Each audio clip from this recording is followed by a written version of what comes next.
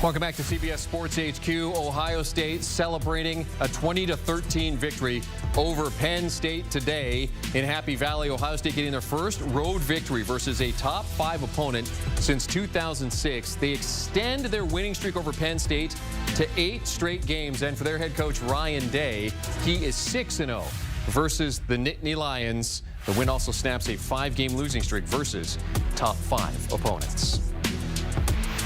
And we've got our guys there at Happy Valley today. The whole new Saturday tour. Josh Pate and Dennis Dodd joining us in this. This wouldn't be a post-game hit with Josh Pate without some form of lawn care device going off in the background. We do have a lawnmower just to pay attention to. All right, so I'll just start by asking you guys, Josh, for your reaction to this game, because we didn't see any touchdowns in the second half. Ohio State kind of bounced back from that 10-0 deficit in that first half to take that halftime lead, and then kind of held on, and the defense kind of took over after halftime. It's the way that you had to expect this game to go. Regardless of who was going to win, it was probably going to be that style of game. I would have been, Dennis, really surprised if this thing was in the 30s or 40s or, you know, the Miami-Duke game 2.0 or something like that. I think Ryan Day in the postgame said a number of times we had to will ourselves to a win. It was a program. It was a team at a crossroads. These are all things that he reiterated after the game. And I feel like in a lot of ways, it was known that that was the case. Hold on, Jeremy.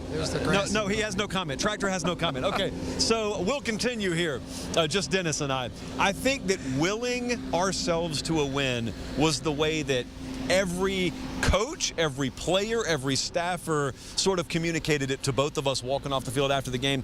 It was not going to be a situation because of their offensive line where they just mowed over the competition. Not to mention this game never plays out that way, but it was the kind of game where, Dennis, it felt like they were up near the mountaintop, and if they could just get over that hump, maybe there's some downhill momentum on the back half of the season.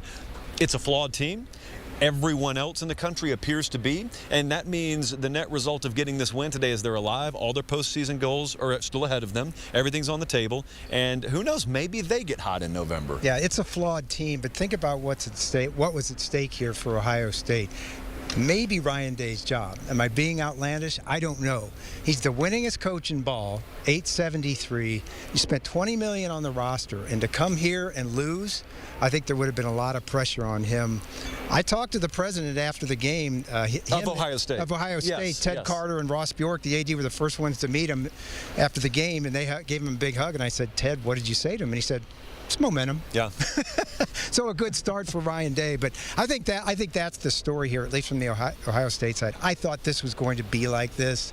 It was last year.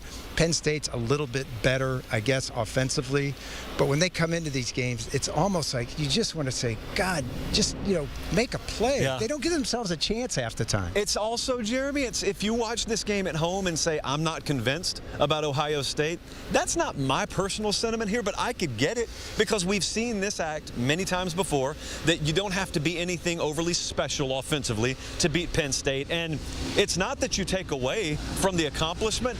It's just that if you're watching this game, just like we've watched this game in years past, you've watched it and you've seen Ohio State do just enough, and you've probably said, good for them, they checked the box. But also, man, it's going to take a lot more to beat fill in the blank, whoever it is you think they're going to beat. If they play Oregon again, it's going to take a lot more than that. That's why it's just kind of a midterm. I look at it as they passed the midterm, and then you got all your goals ahead of you. But I mean, Jeremy, we can go ahead and talk about this. For the Penn State side of things, I told you before we went live, before the tractor rolled out here even, I said, I feel so bad for these folks because they're never far away. And yet they're also never over the hump.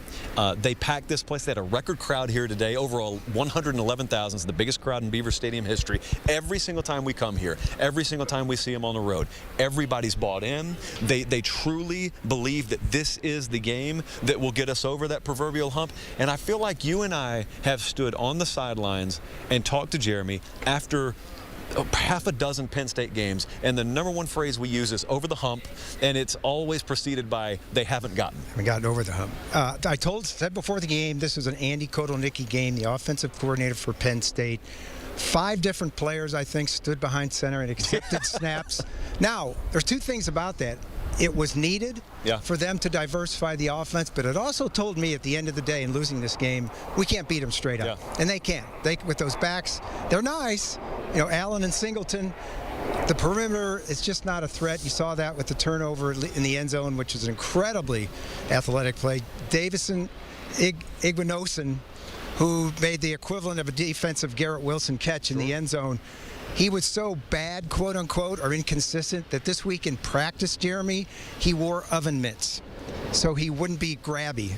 He talked about it after the game. He had a brilliant interception that may have decided the game. Yeah, and Igbinosun, by the way, Dennis, nailed it. You nailed the name. I know you were practicing beforehand because we were all kind of, working with that. But yeah, you practiced. You got it. The tractor's behind you, so I hope that you can hear this. I'll just wait for it to pass as it kind of fails by. So I'll ask you guys, with that Penn State notion that they're almost there, but they just can't get over the hump. So, Josh, for you, what's missing? I think explosive difference makers out wide.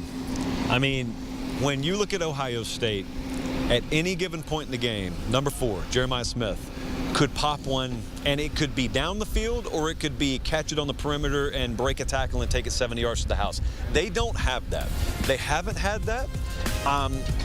In the near future, it doesn't look like they will have that just from straight up high school recruiting. Now, if you go to the portal and get one, then so be it. Julian Fleming was never going to be that. He's a nice, solid player, but he was not going to be a difference maker there. And the net result is you're looking at double fours. You're looking at Tyler Warren. I mean, they had to throw the ball to him 17 times against USC to barely eke out a win there.